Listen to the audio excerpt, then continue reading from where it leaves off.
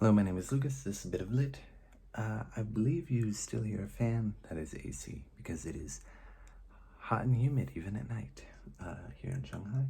I want to do a Friday Reads to talk about the books that I've read and the books that I'm going to read. And I'll talk about the books that I read first. Most of them were children's books. 2 of them were not. I'm still trying to familiarize myself with the books in the library. So that's really been a treasure. A lot of those books are really great, actually, despite being kids' books. I'll try to go from least enjoyed to most enjoyed. Keep this short as well, because it's quite late.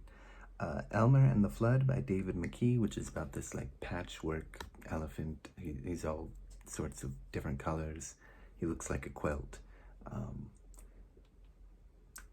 There's a flood. I honestly, I don't remember this one very well. I did read it. I don't remember what happened other than the flood. I didn't really care for it. I didn't dislike it. It was just, Then Frog Went A-Courtin' by John Langstaff, which is this frog goes courting with a mouse, and it's really cute because the mouse wants to get permission from her uncle rat, who gives permission, and then all these swamp creatures come together and do all these things, ants and different other creatures. I can't remember all of them. And then the whole wedding party, the ceremony, no, not the ceremony, the party, ceremony, what's the other one? Well, I don't know. Anyway, at the party when they're all dancing, having a good time, the last guest is a cat, and everyone disperses because they're afraid of getting eaten, and it's great. And then I also read The Runaway Bunny by Margaret Weiss Brown, which is about this little obstinate bunny that keeps telling his mom, I'm going to run away. And the mother keeps telling him, and I'm going to become this thing so you can't catch me. And the mother keeps saying, well, if you become that, I'll become this so that I can guide you, or so that you'll come to me in some way. And eventually the baby rabbit runs out of ideas and says, I guess I'll just be a bunny and you can take care of me, or something like that. It's really cute and sweet. Very good book. And it has really cool art. They all have cool art, except Elmer. I'm not really a fan of Elmer. I've read the first Elmer book too. And yeah, I just wasn't a fan of that. Or I listened to someone reading it when we were doing online classes, and I can't. There we go. Sorry, I have my Kindle. Was trying to open it. So yeah. Anyway, let's see. And then I read a new rendition. Well, maybe not new. I don't know when this book was published, but Jim Aylesworth's The Gingerbread Man tells the story of the gingerbread man being made and running away from a cow and pig and baker and some other things. Runs into a fox, and the fox eats gingerbread man. Really great art, very funny book. It was really cool. Always good to read about the gingerbread man and his misdeeds. The last children's book I read was my favorite by far. And it was My Brother Charlie by Holly Robinson Peete, who is a woman of color, I believe. I don't know if I don't know where she's from. I just saw her photo. I don't know if she's from America or England or something, or Canada, or I don't know where she's from. But she is a woman of color, and it's about this young girl and her brother Charlie, Callie and Charlie, and Callie loves her brother very much, but he's a little bit neurodiverse, as they say. He has autism, and it just talks about how they care for him and how much he means to his family and all the ways he shows his caring and love for his family. And yeah, I mean, it's a really great book. It's really sweet. Yeah, I wasn't expecting to find a book like that here in China. But yeah, I mean, that has by far been my favorite book, kids book that I've been reading in the past while. Because yeah, you know, he's just another kid. He has autism, but you know, just show love and respect and all that kind of stuff for your autistic friends and family, and you know, let them know you care, and they'll let you know they care, and the way that they process things, which could be different based on where on the spectrum they are, that kind of thing. You know, I'm not one to talk about these kind of things. I'm not. I try to be open to it, you know, but I'm not an expert, I guess. But yeah, My Brother Charlie, Holly Robinson Peete, amazing children's book. Anyway, I read a book of history, The History of White People, by Nell Irvin Painter, who is a historian, woman of color, from what I looked up a week ago when I started it.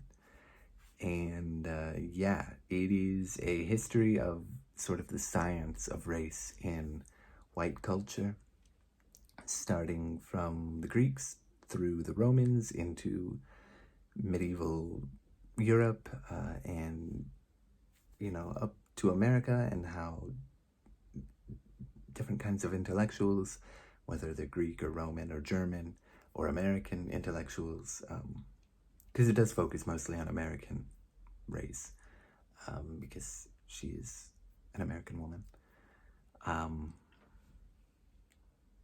And yeah, every word I read just got worse, like in a good way. It was really educational, informational, I guess, chock full of things that I had not read about. There were some things that I had read about. There was one issue I had that there was a point, I can't remember what it was now. I had it in the notes that I was making. There was a point, though, that she made a conjecture, not knowing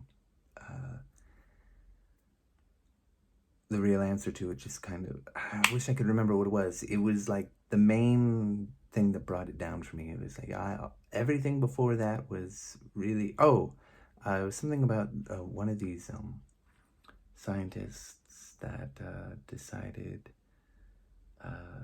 how and when and why to use Caucasians, comes from the Caucasus Mountains, and apparently Georgians were quite beautiful.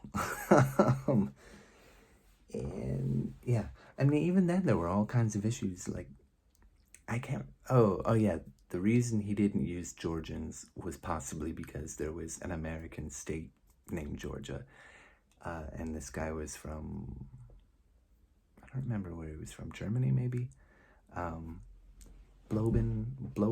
Blomenbach or something like that. I guess she didn't know the answer, but I don't know the answer, and I just felt like everything that came before this was like really cool and interesting to read, and then there's this random out of the blue conjecture. It didn't really fly for me. I mean, maybe there was some merit to it, but I just felt like, why would he care that there's a state in America named Georgia, or colony or whatever, you know, it doesn't matter.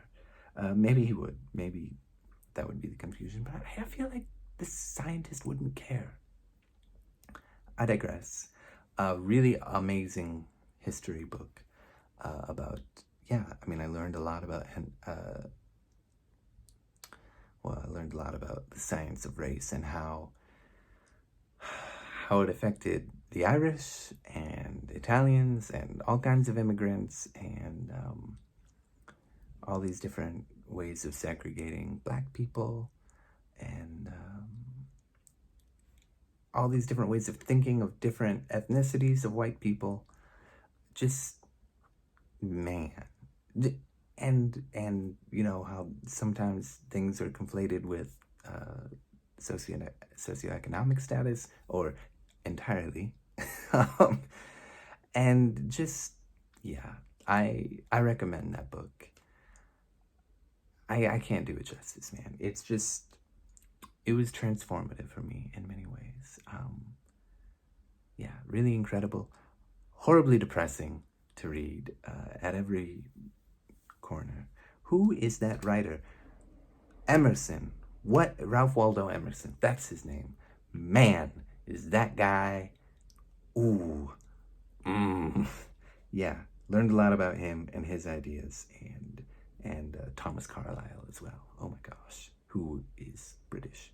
But I digress. I also read The Magician's Nephew, which I made a video for. I should make an individual video for the history of white people, which I might do in a couple days. Get my thoughts in order, because it really does deserve some time. But I read The Magician's Nephew by C.S. Lewis, book 1 in the Chronicles of Narnia, though I don't think it's the first one that was written.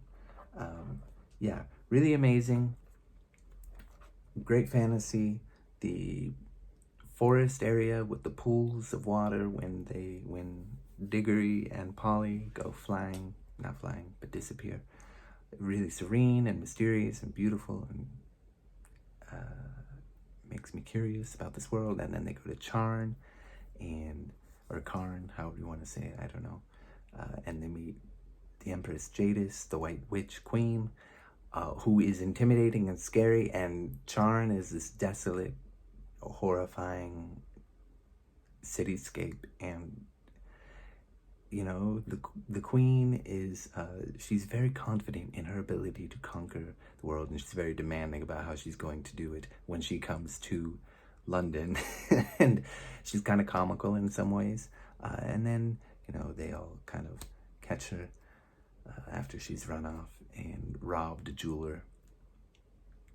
And yeah, they have a lion, and that's Aslan, and he creates Narnia, and she eats from this tree that has this fruit, an apple, as you can see. Gives you eternal life, but not necessarily what you want. And that was Aslan's plan, that she will eat it. So when it's planted in the center of Narnia or wherever, Narnia will be protected from her, because she will never want to see another apple like that again, because it sort of tortures her mind, and she's already evil, so she's living forever with evil thoughts, and she's being corrupted by herself even more. And yeah, anyway, there's a little bit more to it, you know. Diggory brings some over to heal his dying mother, and plants the tree, cuts down the tree in his middle age, and turns it into a wardrobe, which leads right into the next thing that I'm going to read, The Lion, the Witch, and the Wardrobe. There's Aslan. Very cool. And I'm also going to read, I'll probably be reading some kids' books. I don't know which ones, I'll just pick at random. Paul C. Nagel,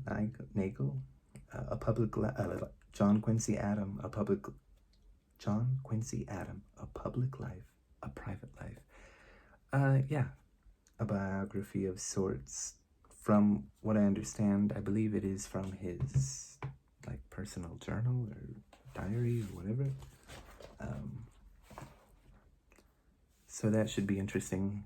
It'll be filtered through his own thoughts. And yeah, I'm looking forward to that. Probably not the best place to start a biography. I've never read about him before, not too much, except when he appears in other presidential biographies or histories of the time.